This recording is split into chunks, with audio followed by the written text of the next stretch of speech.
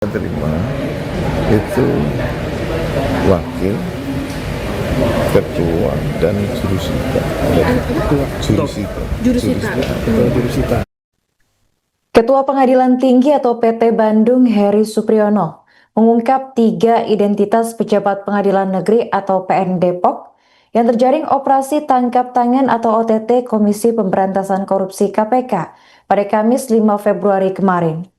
Menurut Heri, 3 pejabat yang terjaring OTT KPK yakni Ketua PN Depok, Iwayan Eka Mariarta, kemudian ada Wakil Ketua PN Depok, Bambang Setiawan, dan 1 jurusita.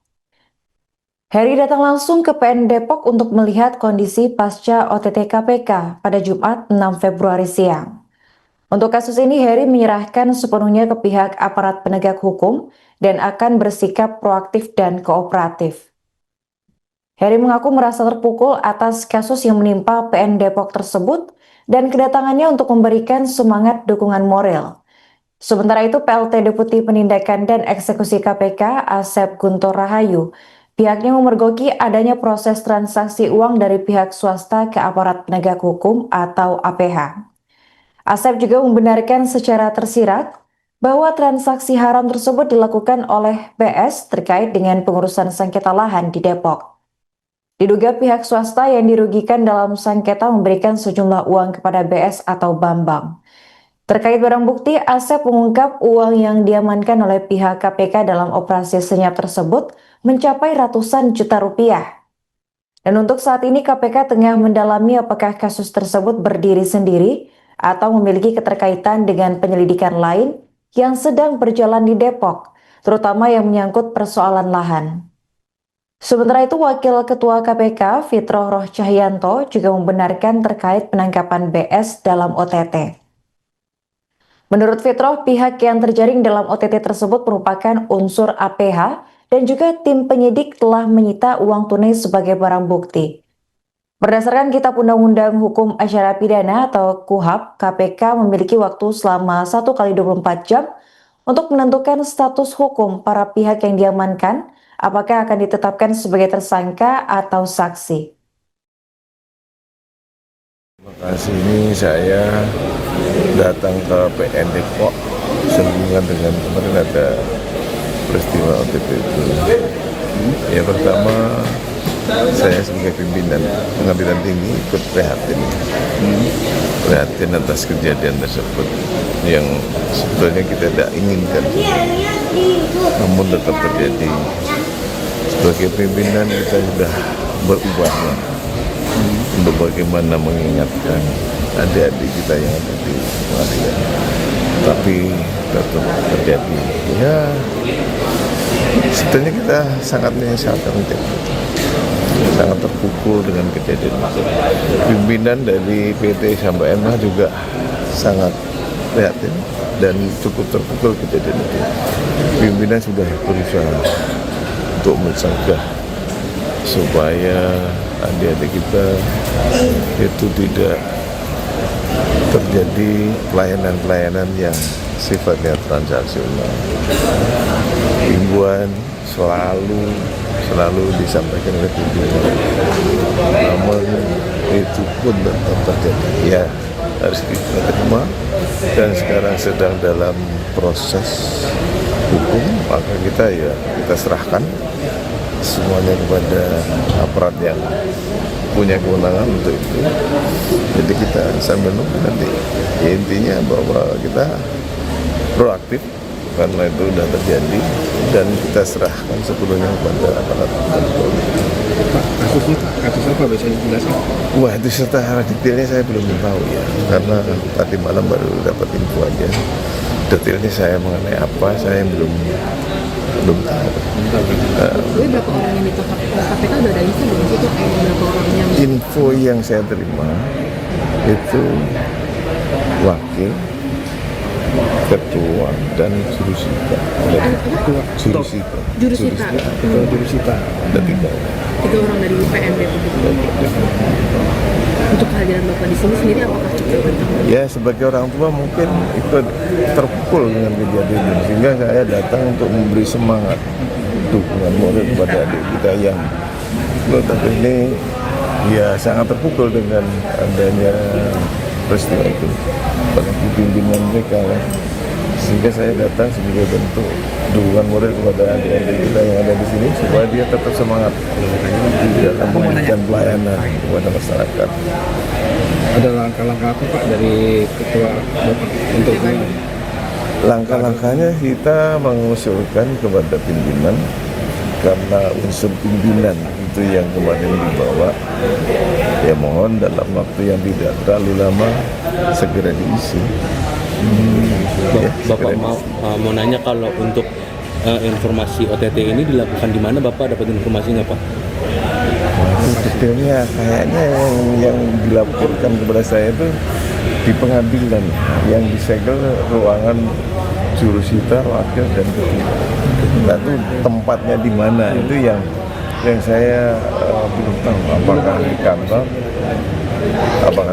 atau di mana. Yang jelas sementara yang ada di sini ruangan beliau itu yang disegel, tapi ditangkapnya di mana itu yang saya belum jelas. Nanti kita ikuti informasi selanjutnya. Bapak, kalau informasi dari KPK sendiri yang sudah disita apa saja Pak dari penyitaan kemarin? Saya belum tahu detailnya. Yang pasti hanya disegel aja yang saya terima informasinya. Oke ya. Terima kasih.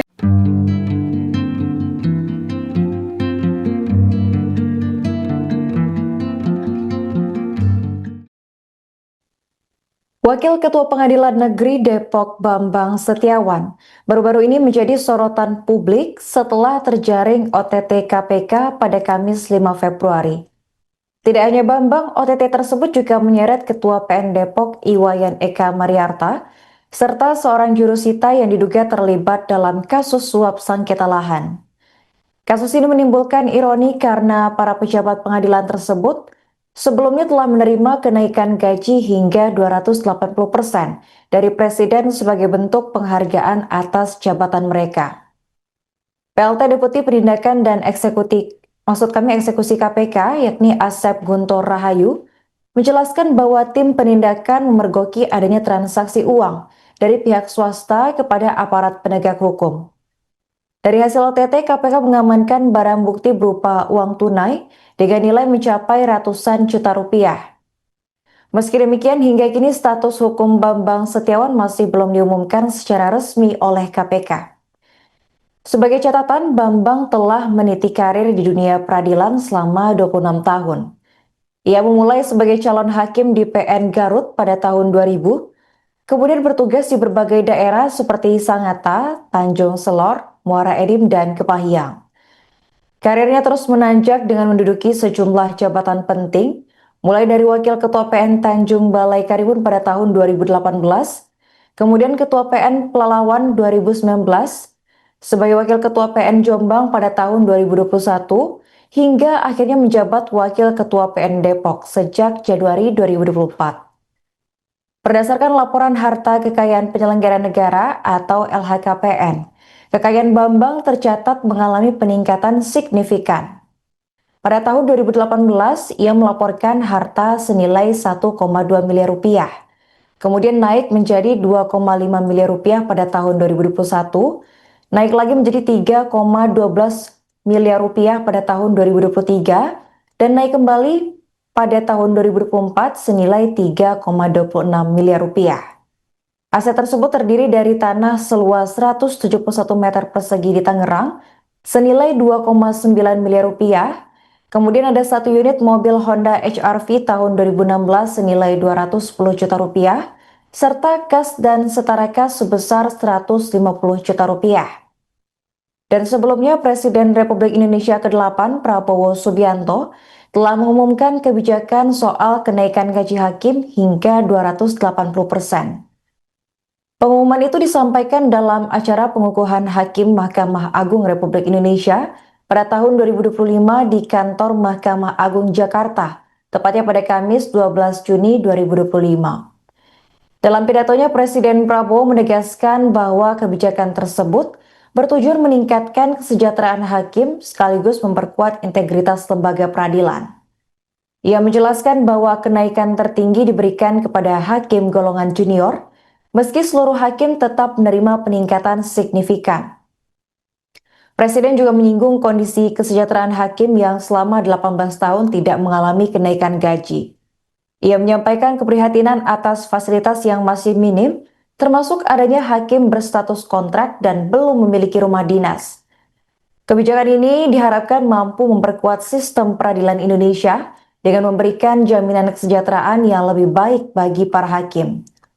Dengan demikian, praktik korupsi diharapkan dapat diminimalisir dan kepercayaan publik terhadap lembaga peradilan semakin meningkat. Rekan tanggal 5 Februari 2026 sore hari telah terjadi penangkapan terhadap para pelaku tindak pidana korupsi yang tertangkap tangan sedang melakukan kegiatan.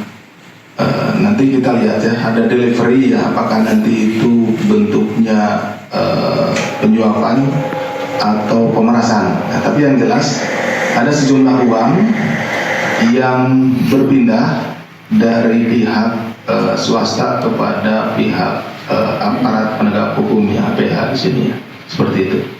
Jadi, tapi ini sedang kita dalami. Nanti rekan-rekan sekalian mohon sabar. Mungkin besok informasi yang lebih lengkap dari saat ini akan kami sampaikan. Kira-kira seperti itu. Wilayahnya di wilayah masuk di Depok ya, di Depok. Ya. Mas, Bang, pastikan aja apakah dugaan suap ini terkait persoalan lahan di Jalan Tapos, Desa Cimanggis, Depok, terkait sengketa lahan 6.500 meter persegi yang kemudian ada pihak swasta yang merasa dirugikan menyuap wakil kepala PN Depok, yaitu saudara BS. Rincinya besok, tapi secara garis besar seperti itu. Berapa, apa memang benar yang bergerak itu jumlahnya hanya ratusan juta? Kalau rincinya besok ya Mas ya. Tapi apa yang disampaikan oleh Mas Mario seperti itu kira-kira. Nah kemudian ini kan di KPK sendiri sedang bergulir penyelidikan terkait Depok juga, dan kemudian berkaitan soal lahan juga. Apakah ini bisa dimatchingkan nantinya, atau adakah indikasi aparat yang sama yang terduga dalam kasus di penyelidikan ini? Baik, kalau ada keterkaitannya tentunya kita akan disatukan untuk penanganannya. Tetapi kalau berbeda ya, misalkan nanti perkaranya berbeda, tetapi orangnya misalkan sama, ya kita juga akan disegerakan yang untuk penanganan yang ini, supaya nanti bersama-sama dan tidak seseorang tidak dihukum untuk dua kali gitu ya, seperti itu. Pak, tapi Waka udah diamanin Pak? Udah di atas. Besoknya. Terus besok kita ceritain lagi nanti sama Mas Budi. Kan masih ada jumlah, masih banyak Pak. Ya, mohon bersabar ya rekan-rekannya. Download Tribun X sekarang, menghadirkan lokal menjadi Indonesia.